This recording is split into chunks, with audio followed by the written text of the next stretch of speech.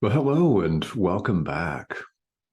As we jump right into things today, we're going to be talking about the only remedy for a lack of love. And we're going to spend some time returning to a subject that we're familiar with. Or if you've only just joined me, you'll get really familiar with it. And that's placing our mind under the guidance of our inner teacher. Yes, what this course encourages us to do. So, specifically, in terms of where we are in the course, we're in the text, chapter 2, part 6, Fear and Conflict. And the material for today's discussion is coming from paragraphs 6 through 8. So specific and technical, right? Anyway, that's where the material can be found. Now, as I just mentioned, we've talked about bringing your mind, bringing yourself under the guidance of your inner teacher quite a bit. And we'll talk about that again. Now, if you're just tuning in, or you would like a review, or you don't think you need one, but maybe you do, I don't know. Experienced students out there, it helps to hear it again and again, doesn't it? I mean, just saying. We're encouraged and invited to let our inner teacher take control. Like the popular saying goes, Jesus, take the wheel, drive the car, because your reaction time's faster than mine. And when someone pops out in front of me, you'll brake faster because you're not texting. I mean, you get what I'm saying there. So who is your inner teacher? Your inner teacher in the thought system of A Course in Miracles is the Holy Spirit. Now, you can also take Jesus as your inner teacher because there's no difference between the two. Jesus is a manifestation of the Holy Spirit. There are people that do this course under the guidance of the Holy Spirit. There are people who do it under Jesus's guidance, and there are people who do the course under the guidance of both interchangeably. And you may have guides, or a guide, or more than one guide, that's different. Your inner teacher is your guide. So this course, while it's universal in theme and application, it's not the only door, happily, right? It's a self-study curriculum, so you may choose to adopt A Course in Miracles as your main and primary spiritual practice, or it can be something that you use to enhance your walk in another tradition. Or it could be something that you're just kind of curious about, right? Whatever that is, there's a reason why you're watching this material. That's because your inner teacher has spoken to you. There's a lot of other content on YouTube, isn't there? Of course there is. But here you are interested in spirituality. Here you are interested in A Course in Miracles in particular. So there's something for you to gain in watching this video. Maybe I've already said it, maybe I'm about to. But your inner teacher is speaking to you. That's who has us on the spiritual path in the first place. Because we have every possibility of spending our entire lives on something other than inner exploration. I mean, our societies are all set up for us to look for eternal happiness in money and sex and drugs and rock and roll and pleasure and food and wine and our jobs and email and having the newest shiny object and stuff. Right? Our lives are set up conveniently, so it seems, for us to just go forth and purchase and be consumers. More, more shinier, better things. Nothing against the things, they're nothing. Anything that is not perfect love, anything that is not God, is not real. Only God is.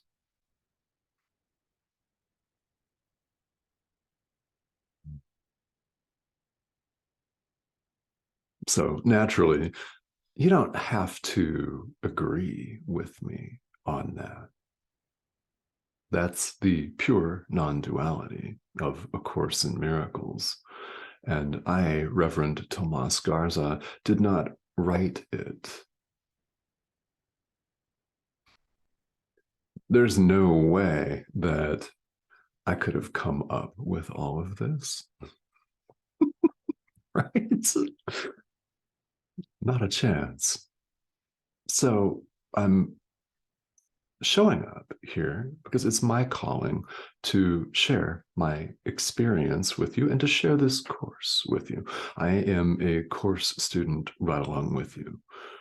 So if this helps you, what you see before you is an image, a projected image on your screen.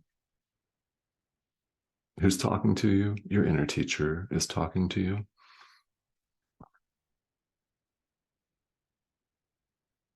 That's who's talking to you. So we're invited to place our entire experience under the guidance of our inner teacher, like Jesus take the wheel. We're invited to let our inner teacher direct everything that we say and do. It's very, very powerful. And yes, it's threatening to the ego. This entire course is threatening to the ego, naturally. The ego is already afraid. It's fear itself. So, of course, fear is fearful. But we have the ability to place our mind under the guidance of our inner teacher and to have it be unconscious, habitual, automatic. Why haven't we done that? We haven't been willing to do it. It's a lack of willingness on our part to bring our mind wholly and completely and totally under the guidance of our inner teacher. We haven't decided to do that yet. And as we see here in paragraph 6, we eventually are invited to make an undivided decision. It's required of us to make an undivided decision. Why undivided? Well, we can't be effective in bringing just part of our mind under the control of the Holy Spirit. We can't be effective because we're doing what the Course calls reserving little pockets of hate and little bullshit for ourselves, because you can't forgive some people and not others. It doesn't work that way. Forgiveness is either total or it's not at all. Which, of course, may seem threatening, very threatening to the ego. It does seem threatening to the ego, because people instantly think, and you may have thought this yourself, oh my God, do I have to forgive my ex? Do I have to forgive my boss? Well, ultimately, yeah, forgiveness is either total or it's not at all. So if you're experiencing fear, if you're in a situation where you know that you have not given your entire experience over to your inner teacher for guidance, well, then you know that you haven't made the undivided decision. Once you do, it's very powerful. That's really about all anyone can say, isn't it? So we see that it's the mind that produces fear. This course operates on the level of mind. It operates on our mind. And that's where the healing needs to take place. And when we haven't brought our mind under the direction of our inner teacher, we can correct this by accepting what Jesus refers to as a unified goal, unified decision, a unified goal. The word accept is directly relevant here. It's very important because, well, how do we do that? Conflict is the expression of fear. And if we're going to accept a unified goal, what does that look like? What is that goal? Well, the presence of fear means at some point we've chosen not to love. We've chosen the ego instead of God. We've chosen fear instead of love. Basically, that's what that means. We've chosen not to love. We've chosen to see ourselves as an individual competing with other individuals for whatever we're placing our awareness on. Money, sex, a bottle of wine, space on the freeway. I don't know. It can be anything, right? We're choosing when we identify as individuals, as the ego, we're choosing fear. We're choosing to be separate. We're choosing to withdraw ourselves and our love from our brother and be apart from him or her or them. We're choosing separation. That's a lack of love. So you don't have to have reached out to someone and yelled at them. You don't have to have lashed out in hatred in order to express a lack of love. So what's the remedy for a lack of love? Perfect love. And what's perfect love? The atonement. We're invited to accept atonement for ourselves. Now, atonement, again, is the correction of the Holy Spirit, our invitation to allow the Holy Spirit to correct our perception, to allow your inner teacher to run the show, how you look at things, to direct how you look at things, how you look at yourself, how you look at other people, how you look at the world in general. And these concepts that we think are such enigmas like space and time and the ego, it's also imponderable. Well, actually, it's not imponderable at all because you're thinking about it right now just by showing up here and doing this course. And they're all illusions anyway. When we accept atonement for ourselves, we accept the correction of the Holy Spirit. It's healing. We accept healing for ourselves. That is the remedy for a lack of love. It's the remedy for fear. We accept atonement for ourselves. The presence of fear means the atonement is needed. Right? That's the remedy. We accept it. And the miracle, our forgiveness, expresses the atonement. When we forgive the Son of God, we're expressing the atonement. So it's okay to be fearful. I mean, it really is because we all experience it. Everyone experiences fear here in the world. We wouldn't be having this conversation if we didn't feel fear sometimes.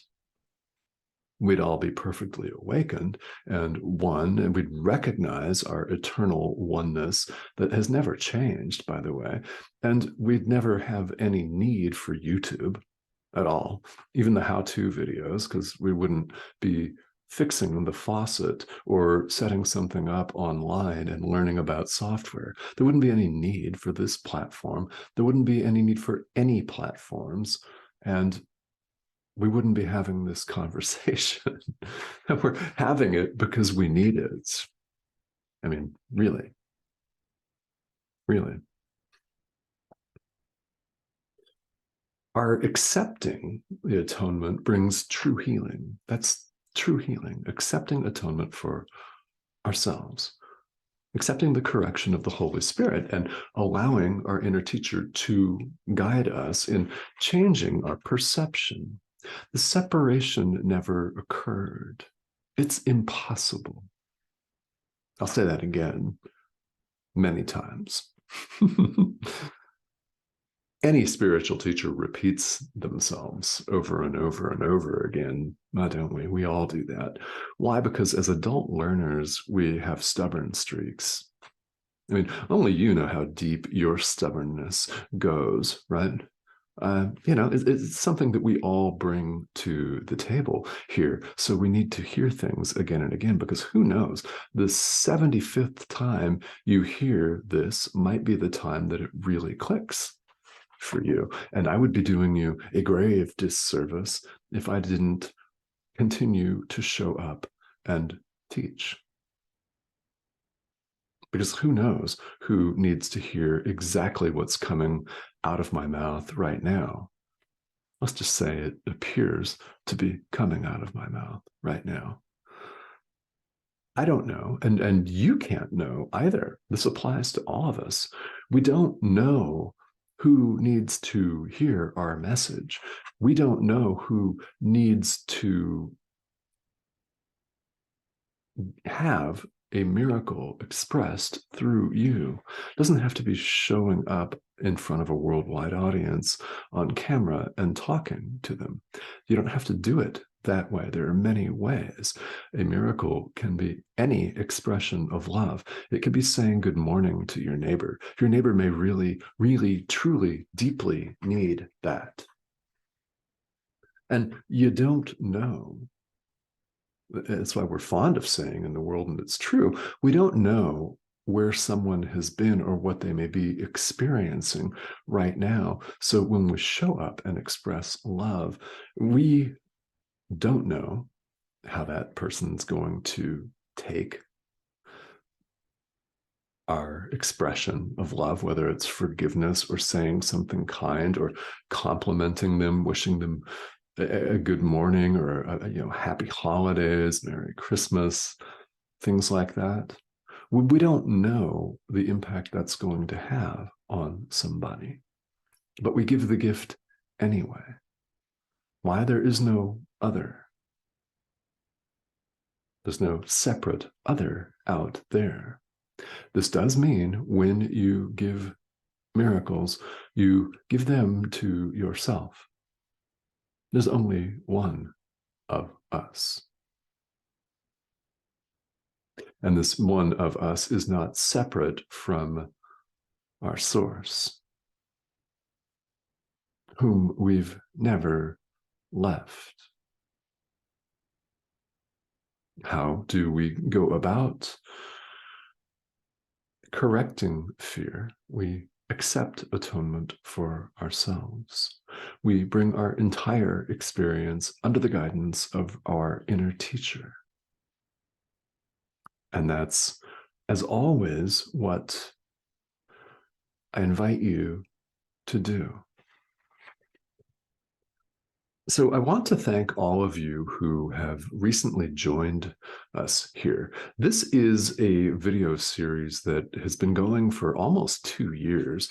Here's the subscription button, and feel welcome to join me. We'd love to have you, and that's the little red arrow right there. It's going to go for a long time. In fact, the 2-year history is very interesting. This began as a live stream on Enlightened World Network, on an online platform. And we did it live for about 6 months. And after that, we've decided to pre-record it.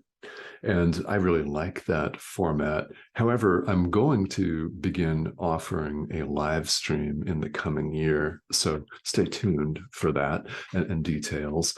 There'll be more on that, because there is a need, and people have expressed the need for some longer teachings and more in-depth teachings on the principles and the ideas expressed here in A Course in Miracles. So I will be offering those. And this YouTube series is going to be here for the foreseeable future, like quite a while, I hope. Years and years and years and years and years.